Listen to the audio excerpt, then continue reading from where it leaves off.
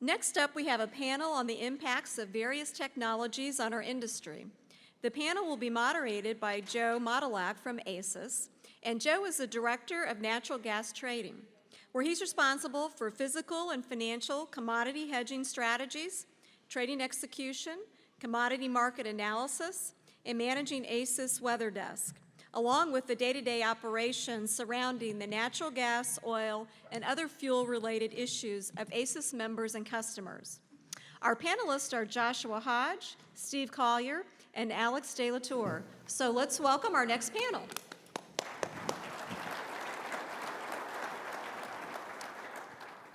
Donna, thank you very much. I want to thank the entire group for being here today. I think this is a very significant crowd. I think with the travel problems that we had, it's larger than what I anticipated, so thank you guys very much.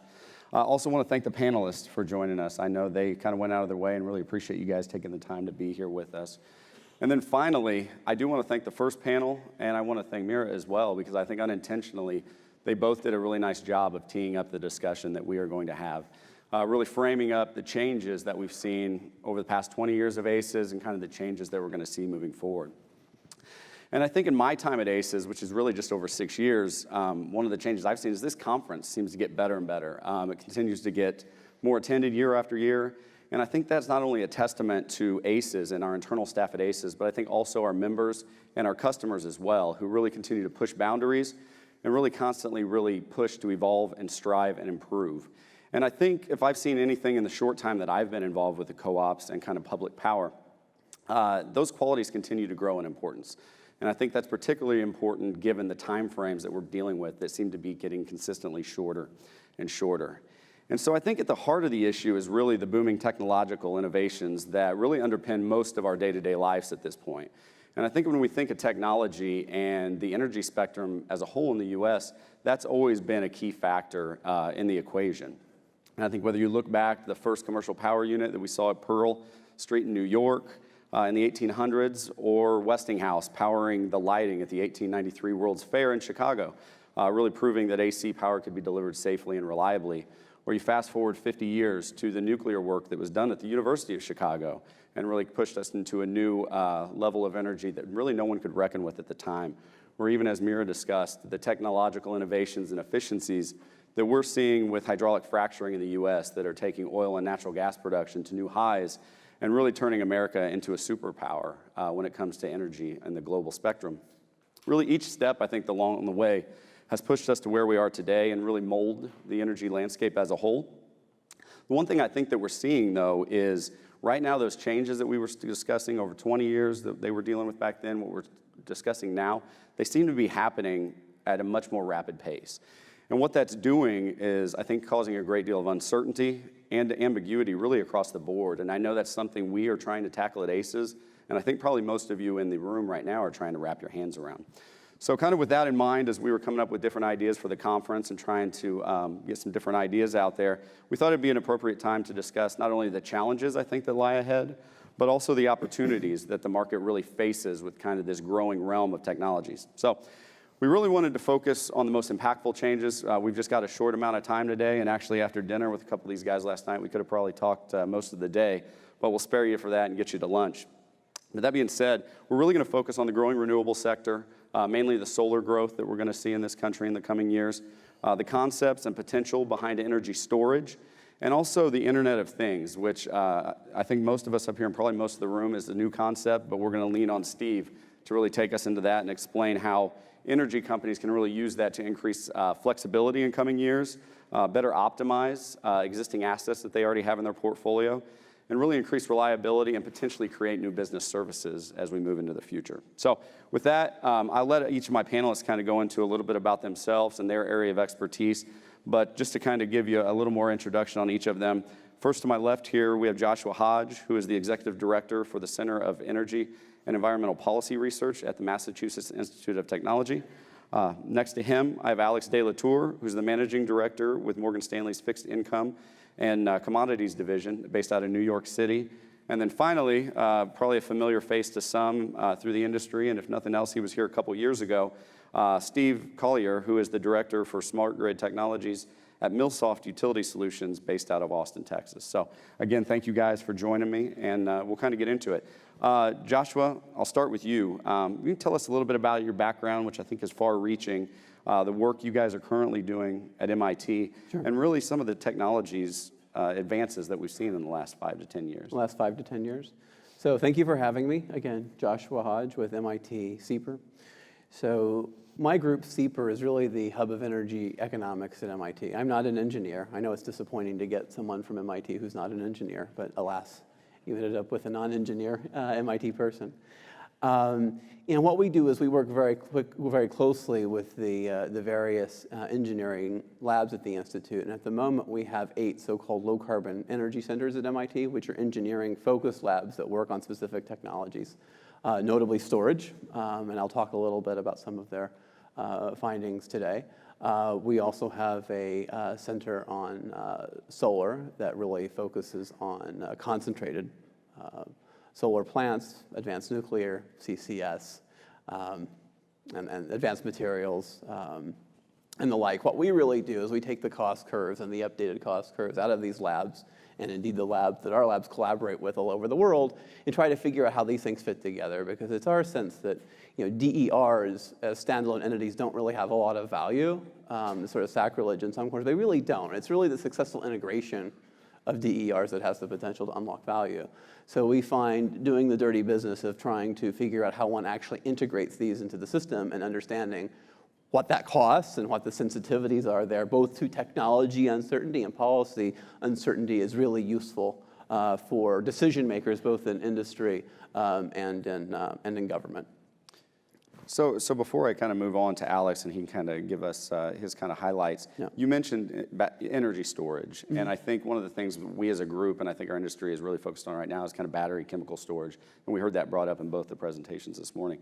Can you highlight some of the other alternatives that you guys are looking at and what may be at play in the future? Sure, and if I may, I'll add one caveat Absolutely. to my answer. So you asked what had happened in recent years. Well, we all know how low wind and solar PPAs are as compared to how they were 5 to 10 years ago. We also know lithium-ion battery costs have fallen from $1,200 a kilowatt hour to, depending on who you ask, around $200 a kilowatt hour now. One concern we have at MIT is that the market is suffering a bit of lithium-ion lock-in, and that is to say over 98% of market share amongst batteries for energy storage is lithium-ion, and we think that it's making it very difficult for more promising battery chemistries to compete. So I just want to put that out there because I think that's a big picture issue that people sometimes miss. So with respect to alternative chemistries, the first thing, looking at lithium-ion, it's too expensive. If you look at the cost of the chemistry, basically the ingredients in the current lithium-ion battery, we don't see any way you get that below $100 a kilowatt hour, even by 2030. I know Bloomberg New Energy Finance has a $73 figure. We think that the contents are simply too expensive. There's too much cobalt in the cathode. The anodes are too expensive. We need to get the graphite out of the anodes. So assuming there are adjustments made to that battery, NMC battery or some other nickel-rich battery, then I think the sorts of estimates that you see from Bloomberg New Energy Finance maybe come into play. So I think that's a really important piece of information when we say batteries. Sure. And then you mentioned that we talk about batteries all the time. Well, we talk about batteries all the time largely because batteries are somewhat geography agnostic as compared to the alternatives. So when we look at promising alternatives like compressed air or like concentrated solar plants, you simply can't put those in, everywhere. And so I think, the battery as a delivery device is something that we're going to have to see some economic improvement in. With respect to alternatives to electrochemical batteries, I think the most promising is probably a vanadium redox flow battery. The nice thing about that battery is that it provides storage in days, not hours. So as you know, with lithium-ion and even NMC, you really can't get typically beyond 10 hours. But vanadium redox in the labs is showing us an ability to provide us with days of storage, which potentially expands the application. The other significant advantage over the vanadium redox over the lithium-ion NMC batteries is that they could typically accommodate tens of thousands of cycles versus thousands of cycles. So you could imagine that with a vanadium redox battery, there would be other applications in your system for batteries than you can currently justify with lithium-ion or even an NMC. In terms of other kind of non-battery alternatives that are promising, compressed air has very low marginal cost, and compressed air is a well-understood technology. You can store it for weeks. The problem is you need a place to do it. Typically, kind of like CCS, you often need a cavernous rock formation, or you have to create an elaborate salt bed. So I think that's land use restricted and therefore a little bit difficult to scale, but promising.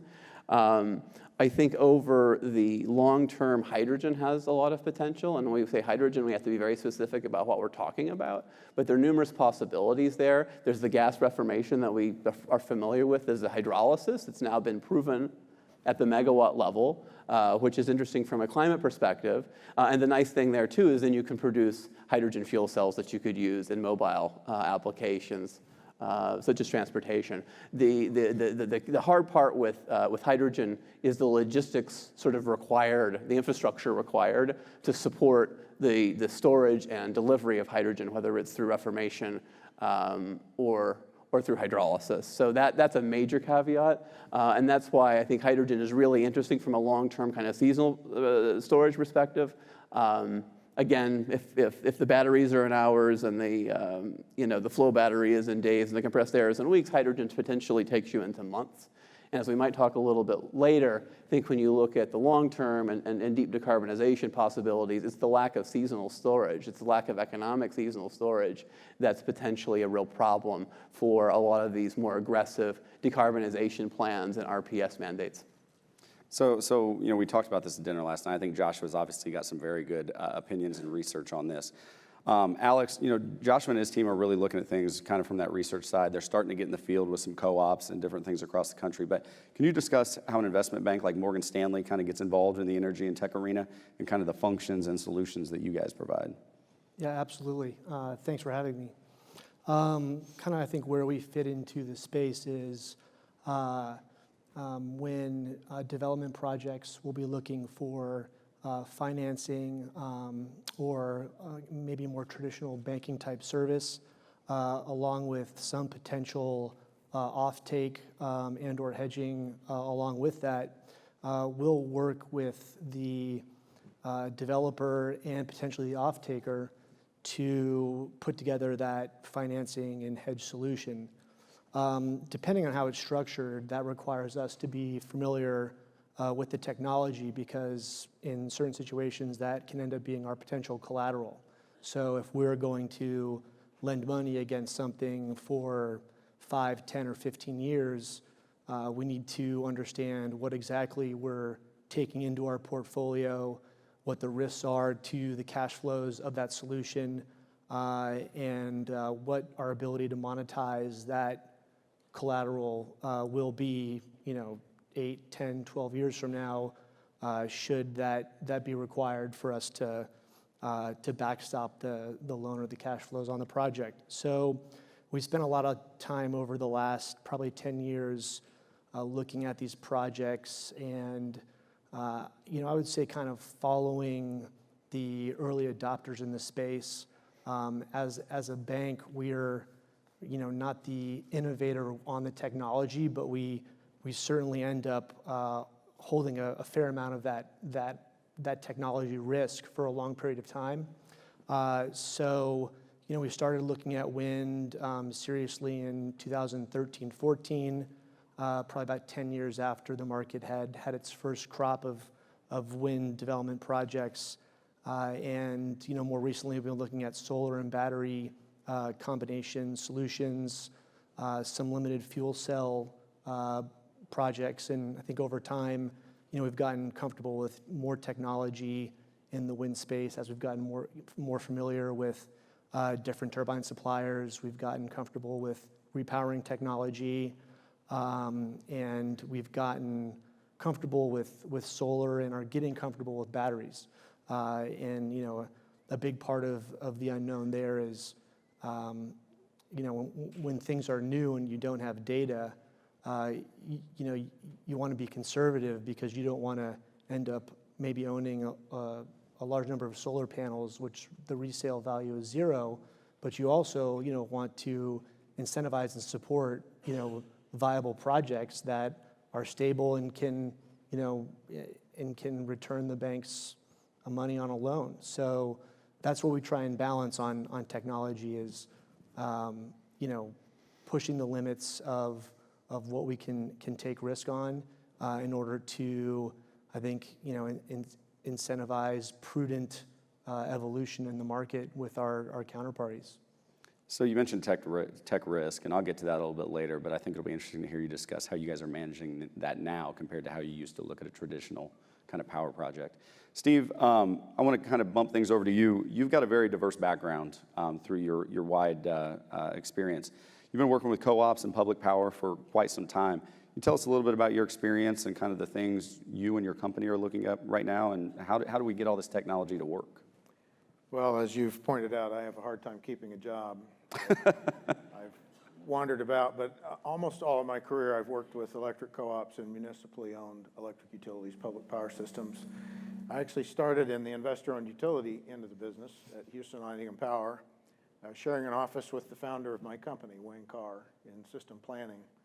And he went off to join a co-op, and I went off to go to graduate school. And years later, we combined together again. But I spend most of my time and most of my career in consulting has more than any other thing been working with boards and executive teams on what to do about the changes that are happening. It was deregulation, and then it was wholesale power supply, the things that your founders talked about a little earlier. These days, it's about technology. What do we do about technology? How do we get involved in it? I think Ed Martin really hit the issue on the head when he pointed out earlier this morning that the grid has changed. All of the action is now at the distribution level. The bulk transmission system is there, but we're not seeing it substantially added to in generation, certainly in transmission because of the markets. You think about the numbers. We have 20,000 generating plants on the bulk power system today in this country. We have 20 million controllable thermostats. We're just over 1 million electric vehicles, and we have 1.5 million distributed solar arrays. All of a sudden, this is not something a dispatcher can handle. This requires a whole new level of sensors, monitoring, and control, and it's going to be automated, and that communications has to be high-speed, two-way digital communications, and that's the Internet of Things. And so we spend a lot of time talking about that. It's a particular challenge with the co-ops because the availability of that broadband communications network is limited. The economics are difficult to deploy it, but they're getting better. With the munis, of course, they have the highest density. Co-ops are 7 customers a mile of line. The munis are 60 customers a mile of line. So they can do the communications a lot more quickly. But I think the challenge moving forward is how do we think about optimizing a grid that is distributed as opposed to centralized. It's largely deregulated. In fact, it's really unregulated. Nothing is preventing storage providers, solar providers, electric vehicle sales from dealing with the customers, our customers, now on the customer side of the meter. And it's going to be complex, and it requires a whole new way of thinking about how we plan and operate and the economics of our business. So I want to keep things with you a little bit, because I honestly, when I was asked to host this panel and we were kind of coming up with ideas, the Internet of Things is a new concept to me, and I think probably to many of the people in this room. Can you go into a little more depth as to the things you're looking at on the distribution side, the possibilities that exist with IoT, and where you see the possibilities going in the future? Yeah, the Internet of Things. I mean, the Internet started out as a Department of Defense university, getting colleges together. It was people to people, and then it began to migrate people to things, I mean, I can get my iPhone out and open and shut my garage door right now with that approach. I don't do that very often because I can't afford another divorce, but the Internet of Things has become now things connected to things without really human intervention. And it is where we're going to have to go, I think, with the electric grid on the distribution side when we have these millions of devices out there, whether it's an electric vehicle or a battery or a rooftop solar array or a smart thermostat. And so the idea that the United States Department of Energy, through several of the labs, is doing a lot of research in this area on distribution management systems or automated distribution management systems and DERMS, the distributed resource energy management systems. And all of those are automated. Devices talking to devices, using algorithms to optimize either the economics or the reliability or the availability. And that's something that the electric distribution utilities are going to have to get a mastery of. Absolutely. Joshua, I'll swing it back to you a little bit. Can you talk a little bit about, from your research and the things you guys are looking at, what's driving these changes in technology, and what's really changing the industry and the utilities as a whole from the things you guys are looking at? It's, I think, mostly policy. I think where there's a business case to innovate, folks do it. And, there have been RPS mandates or implicit prices on carbon in many places around the world now for a long time, particularly in Europe and Asia. It's no coincidence that the Chinese, you knew I'd get this in there. It's no coincidence that the Chinese have bought up are basically buying up cobalt, the world's cobalt and lithium reserves, and now nickel, because they know to reduce the cost of the lithium-ion battery, you need a more nickel-rich battery. And so that's a driver, for sure.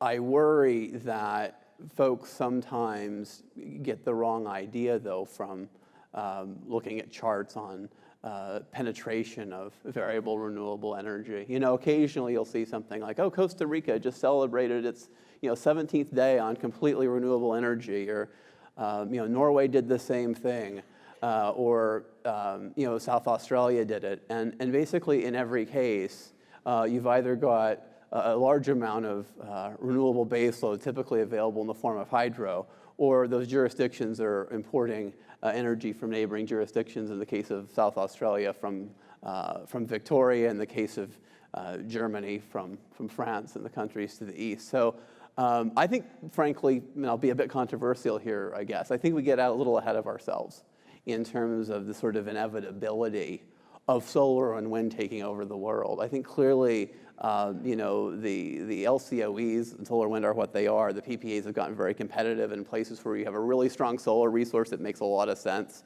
where you have a really strong wind resource that can make a lot of sense. But I don't yet see, what is going to balance an intermittent generation system beyond 50 to 60 to 70% renewables, depending on where you are. So when people say deep decarbonization, they may say that's 80% all energy's local, particularly when you're largely exposed to wind and solar. But I worry that we're a little bit ahead of ourselves. And I worry that we're, frankly, quite unrealistic with respect to where the economics of utility scale storage are today.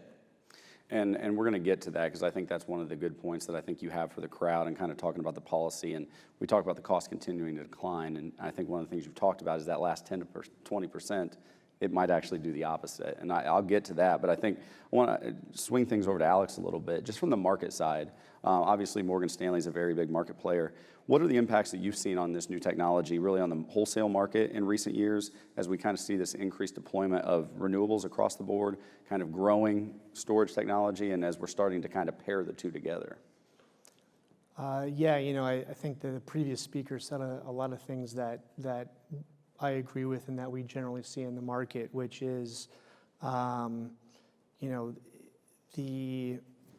the build out is seeping through to the forward curves, and as the build out kind of transitions from a wind slightly off peaky forward product to solar, where you're looking for a hourly shape, which is, very focused on the kind of the solar hours. You get a California duck curve type of situation. And, you certainly get distortions in all of these markets from subsidized generation as it kind of moves through the life cycle, I guess, of development. And so, when you talk about solar, you really see it in the West and what it's done to the hourly curve there.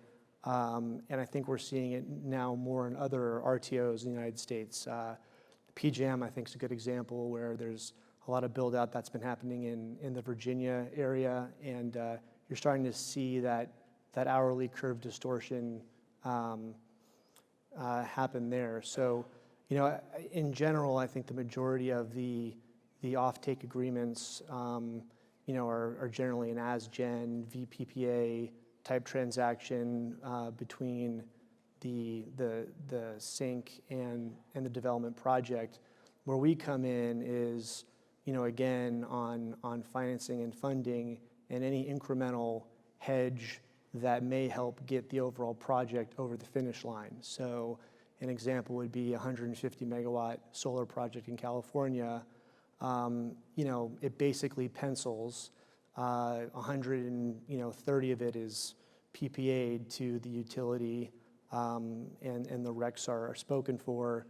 But you can put it in a battery for the remaining 20 megawatts, and if you just add, that battery adds 4 hours of additional flexibility to what that incremental 20 megawatts can do, that creates just enough incremental revenue certainty to help the entire project get built. So, standalone battery solar merchant facilities don't pencil even in the West right now, but I think a big change we've seen is even an incremental add-on one is certainly additive. So, and again, echoing statements that were made in the previous presentation, we see projects being considered in the Northeast, in Massachusetts.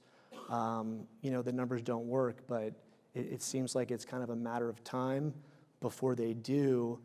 If you look at what's happened in the shale revolution at the wellhead, and you look what's happened with in the wind space, at the actual turbine, you don't really bet against the ingenuity of the crews on the ground to extract efficiencies in O&M.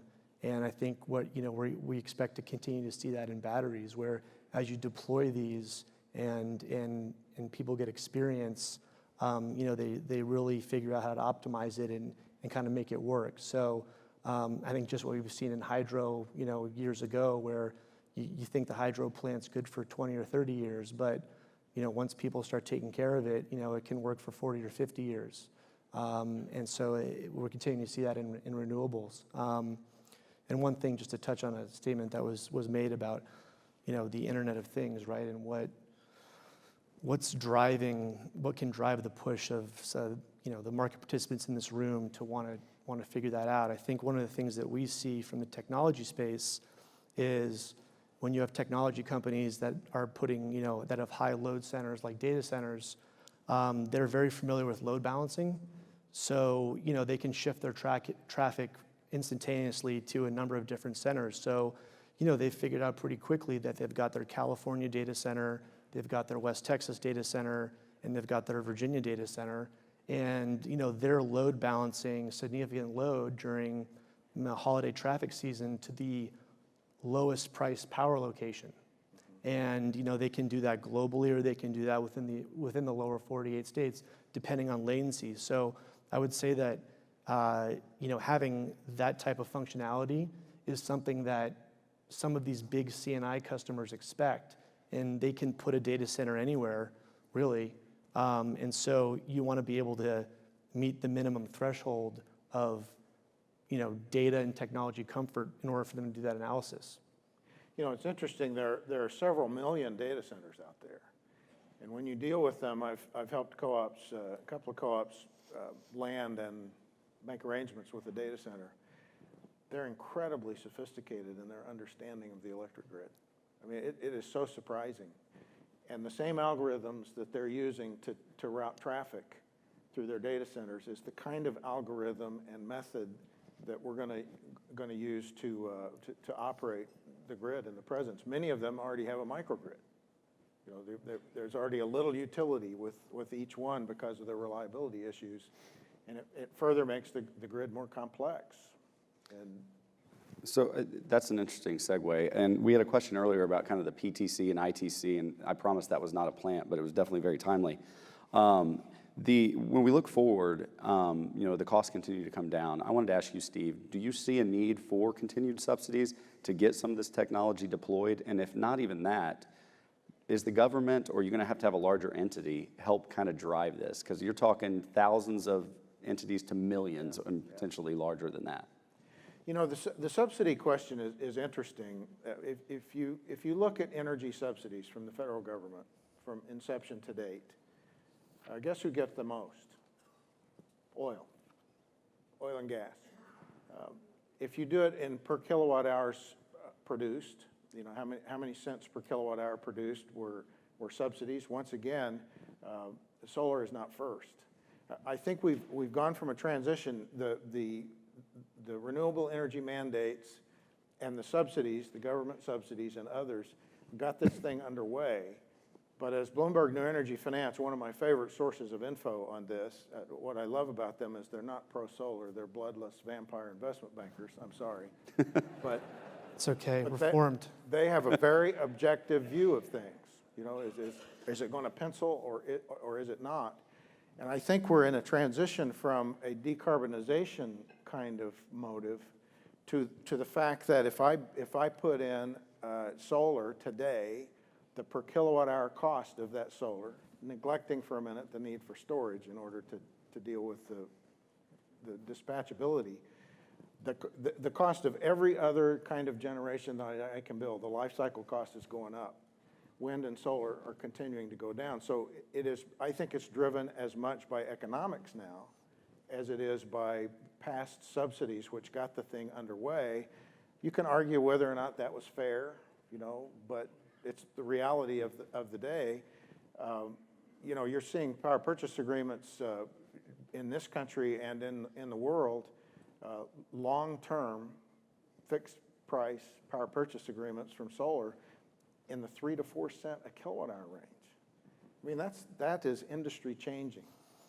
And I don't think that, I think we're past the point that it's going to require a lot of government subsidies for those technologies.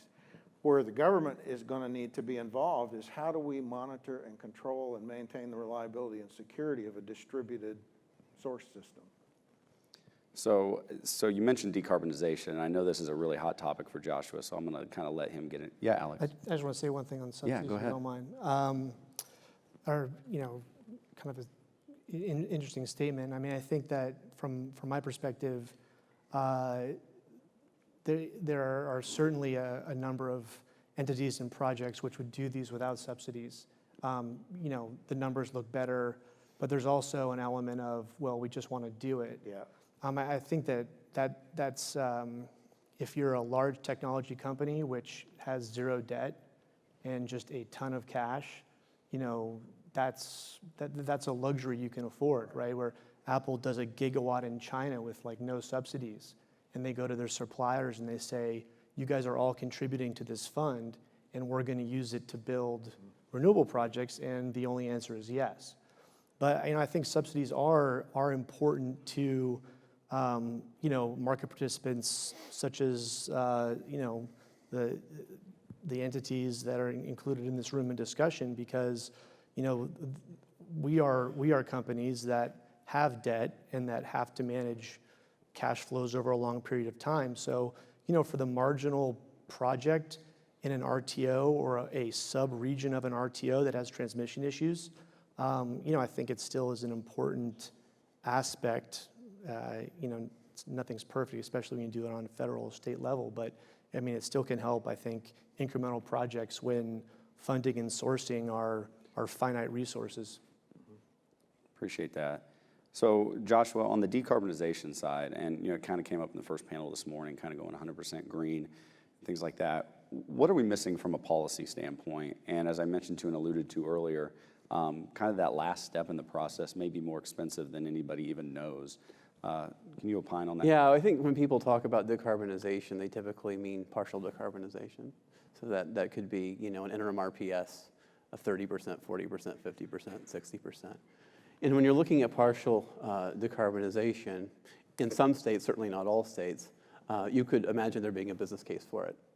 Certainly where you have really strong solar resources or really strong wind resources. Some of the offshore wind resources are more stable than the huge seasonal variation we see in a lot of the onshore wind resources. But I think once you get beyond partial decarbonization, you're talking about 100% RPS, like we have in 7 or 8 states and on the docket, and another 15. We simply don't have the technology to provide the seasonal storage piece. And I think that there are a lot of details here that policymakers and decision makers in industry need to look more closely at. I mean, the value of solar energy in Massachusetts is very different than it is in Arizona. And in fact, I'm not sure without the initial government support for solar in my state, in Massachusetts, we would have any. Right. And frankly, the economics of residential solar in the Northeast are typically not very good. The other thing I would point out when we're talking about, and I think this is related, but talking about the value of sort of centralized storage versus distributed storage. I mean, in our research, centralized storage, benefits from a utility of scale and has massive cost advantages over distributed storage. And really, the only place where we see distributed storage working is in places that have particularly high LMPs due to losses or congestion. And there, if you're in a place on a node where you can't deploy utility scale storage, certainly the centralized storage makes sense. But by and large, when we run simulations, and we do it for 80 or 90 countries, and we do it for the individual U.S. states, some things that are taken for granted out there, like, the storage will be behind the meter and in everyone's house, don't necessarily pan out.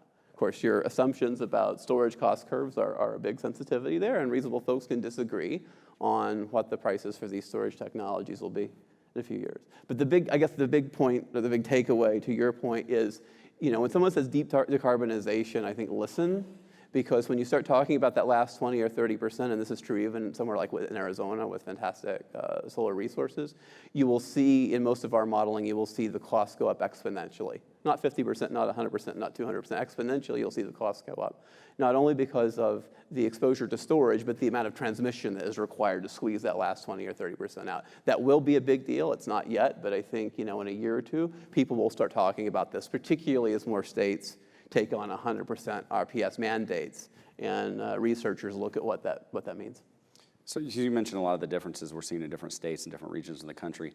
Alex, you talked about some of the projects you guys are looking at. Are you seeing regional trends develop, or are you seeing the same kind of projects being developed in Arizona as you're seeing in Indiana and across the board? I mean, I think they're definitely regionally specific. Again, going back to innovation by the companies that are actually doing it on the ground. You've got kind of the ability of I think integrated, sophisticated developers to efficiently optimize the construction layout is what's led to the optimal size of 200 to 300 megawatts on wind. I think in solar right now, that's being figured out, but you're seeing larger and larger solar projects get done as the kind of efficient cost and implementation curve is found. And I think that matters more in all of the RTOs in the lower 48 states as the power curve stays low and as your cost your cost inputs have also gone lower but are kind of hitting a floor, you're then going to push for figuring out what's the most efficient in that area. So, I think in the West, you certainly saw a build out early and for size, and that includes California. And, I think with the neighboring states in Arizona, you're starting to see it now. And, while some things maybe don't pencil economically, the concept that we've talked about is sometimes that doesn't matter, right? And someone who already has ample generation is going to do the project anyway. And that's where you get kind of the market distortions where, uneconomic decisions are made, due to the state RPS or due to the, corporate agenda. And so I think that's been a different problem in different states. MISO is a very interesting area because you had a very large kind of rate-based subsidized build-out early in Iowa with a lot of the work that Mid-American had done, and that led to certainly some early distortions in that area. Now that we're seeing kind of this next order of build-out where you're getting these new, more efficient pockets of utility scale, and I think that it's hard for us to really know what's going to happen. So, the more complex the system, the harder it is to predict what changes are going to do. So for us, when we look at our risk on a project, a lot of it is just, admitting that there are going to be things that are going to be, hard to predict and model, and just trying to, have enough coverage. So in general, when things go the way that you hadn't planned for, which is going to happen, that you're covered. So I think that a lot of that is governed by the different state rules and the different region rules and the different transmission pictures, right? And West is very bespoke on transmission. MISO's minimal on transmission. PJM is, much more robust, and all that really matters. So everything you're discussing and kind of piggybacking on Joshua's kind of last 20 to 30%, do you see that being an opportunity for kind of volatility to return to the market and maybe increasing prices, which are kind of a little different than what we're seeing kind of in the forward curves? Yeah, that's a great point. And I was just thinking about, what's been going on in California earlier, where you have a market construct with, California carbon allowances, and you have planned retirements, and then you have a very large solar build-out, and which is actually now liquidating in production. And so what you have at the margin is you have some gas merchant resources, but they're really not flexible enough to react to the volatility that's been introduced. So you've taken out these baseload stable units, and your swing resource is now, what amounts to a giant tea kettle that was built in 1950, which has a min runtime of 24 hours. And so now the grid's faced with issues on the gas supply as well, where you get massive shoulder volatility on the shoulder hours, and you get seasonal volatility as well. And so it has increased volatility, absolutely, in SoCal Citygate Gas, SoCal Gas, Kern Gas, PG Citygate Gas, SP15, NP15. I mean, it's really been unprecedented volatility over the last 2 years. And we look at what's been happening in California as an example of, again, as some people are retiring over here, other things are being built in different parts of the state, and nobody's really thinking about what is this going to look like in 10 years. And then you get to that point in time, and you get some event risk, whether it's Aliso Canyon, or it's a bad water year in Canada, or it's high heat in Texas, and you do get a lot of this volatility. And so I think you're seeing that in Texas is a good example, right, where you've got unprecedented volatility in short-term gas and power as well. And so I don't think that's reflected in the forward curve, and really because people are so focused on what's going on in years 1 and 2, Yep. Us included. So it's a really good point. And I think one of the things that we look at is those marginal units. How flexible are they? And a lot of them are quick starts, but they're high VOM, they're high cost, right? And what's that going to do to gas? And generally, I think it makes cash gas extremely volatile and exhausting as an incremental risk to monitor. It makes the forwards look kind of, I think, artificially depressed because you've got, one seller and 0 buyers, then as you get closer, all the active buyers and sellers come in and you get a more accurate reflection of what's going on in price, again, which is why I think you see backwardation in most of the power curves and gas curves in Sparks. So Steve, in kind of the interest in time, and so we can kind of open up to some questions too, I wanted to kind of dial it back to the G&T and kind of distribution side a little bit. What challenges do you see from the rural versus urban perspective when it comes to deploying this technology and getting to the Internet of Things to where all this great potential exists? Well, I think there are two obvious characteristics when you compare rural to urban. One is as I mentioned before, the customer density.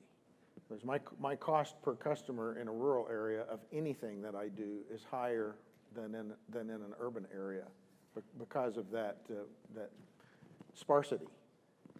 The second issue is the availability of the kind of digital communications that we need to operate. I mean, whether we like it or not, whether we're for subsidies or not, or whether we think batteries are good or not, this stuff is moving forward, and it is making the grid more complex.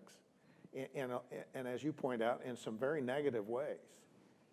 And how do we react to that and deal with that? It becomes, again, an optimization kind of issue. And you never get to the optimum point, like you never get to 100% decarbonization. And even if we do in this country, we're not going to do it in the world. But you've got to have the ability to monitor and control, and it's going to be automated. It's not going to be a dispatcher. It's going to be artificial intelligence and smart machines and connected telecommunications. So the urban areas have an advantage with the density and the availability of communications. It's a lot easier to put fiber in Chattanooga than it is, Western Tennessee, and then the just the cost of doing business when you have low density, and the proportion of commercial industrial load is much lower with the co-ops than with the cities or the IOUs. So just to piggyback on that, and I kind of want to go through the group here, and then we'll open it up to questions. If you have any advice to the audience, any kind of opportunities that you see moving forward, I think anybody in here would be, greatly appreciated to hear that from each of you. Sure. So I think, I've had the good fortune to work with a couple G&T co-ops over the last few years, so I've started to become somewhat familiar with the landscape and challenges that co-ops in general and G&Ts in particular face. I think, one should leverage DERs where they can to reduce their costs. In some cases, there might not be much you can do, but of course, co-ops have a lot of autonomy. You have very expensive infrastructure.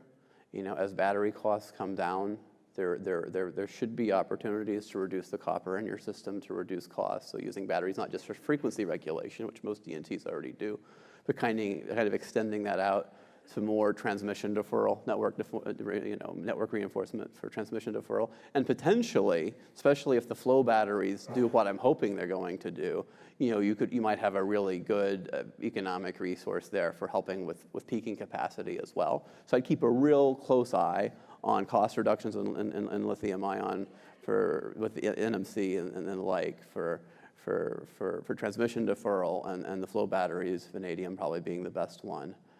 For additional services. Beyond that, I think if one's thinking about load retention or load expansion, it makes sense to think how what we call in the Northeast strategic electrification may or may not be useful to you. I think most co-ops are in jurisdictions where there's not a huge demand for EV uptake, but if you happen to be in one where some of your customers are interested in EVs, by all means, go for that. If you're in a situation where you're facing an RPS and there's pressure to electrify heat, which we see a lot of in the Northeast now. Certainly for some co-ops and not for others, that's a potential load expansion opportunity. But, going to sound like an economist here, but I would, I would look at where you can reduce your system's cost. I would focus on that, especially if you're in a situation where you're not yet subject to an RPS or have good reason to believe that you're not subject to an RPS. I would focus on using these technologies to reduce your costs where you can. And then, to the extent that you might have to worry about an RPS, I think it's good to have a DER integration plan, really in any state. Even in the states where folks will tell me, look, Joshua, there's no way we'll ever have an RPS. You don't have to worry about it. Well, federal government could preempt that at some point, whatnot, right? And so that's something that we do a lot of, too, is working with folks on kind of DER integration plans. Not that they're going to implement them, and frankly, in a lot of cases, they're hoping they never have to, but having one that's credible and can be updated as technology cost curves improve on the storage side, on the solar side, on the wind side, whatnot, I think has some value. Appreciate that. Alex? I would say that, we're in an interesting spot where, I kind of think about the renewable technology build out maybe as like a 9-inning baseball game with the first 3 innings being wind and the, middle 3 being solar and the last 3 being batteries. And so kind of feels like we're like maybe, I don't know, the bottom of the 3rd, top of the 4th. But it's been 10, 15, maybe even 20 years for those first 3 innings. And so, I think that there's definitely useful data out there for wind, solar, and batteries. And as market participants, seeking out that data and analyzing it and asking for it is something that I think we all want to do. And I would also say that the technology, as in the manufacturers and the developers, are incented to also share that information, and they're also incented to get people to innovate. So, there's certainly information out there that can now help in doing things more efficiently. And there's also, I think, strategies that you can do to work with technology providers to share the risk, right, for beta testing and learning as part of this process. So using data just like your clients are using data, just like the internet is giving you the resources to do that, and working with your partners to seek that data and share that risk, both cost and technically. So Steve, how do we leverage all this? Well, I think a couple of pieces of advice. One is there's an old saying, it's called Clay's conclusion, that creativity is great, but plagiarism is faster. And I think one of the things that we have to really do as a movement, as the co-ops, is watch the guys that are taking the risks out in front. We've got a bunch of co-ops that are really aggressively wanting to shape the future as opposed to just be victims of the future. I think the other piece of advice is one of the best things that happened to rural electric distribution co-ops as we moved into the late 20th century were GNTs. And the best thing that happened to GNTs was ACES. I mean, Dave Tudor is one of my all-time heroes, and I think ACES is one of the best things that ever happened. Joint action works. And co-ops ought not to go too far individually out into this wilderness. Get together. Get that leverage, that economic leverage, that bargaining leverage, that expertise leverage. Maybe we don't call it a GNT. Maybe it's not the GNT that does that, but some form of joint action together is going to be more economic and more safe and less risky. And I think we've heard that message a few different times today. With that, we're a little bit over our time, but I do want to open it up to the audience. If you guys have any questions for any of these individuals, I'd be more than happy to take them.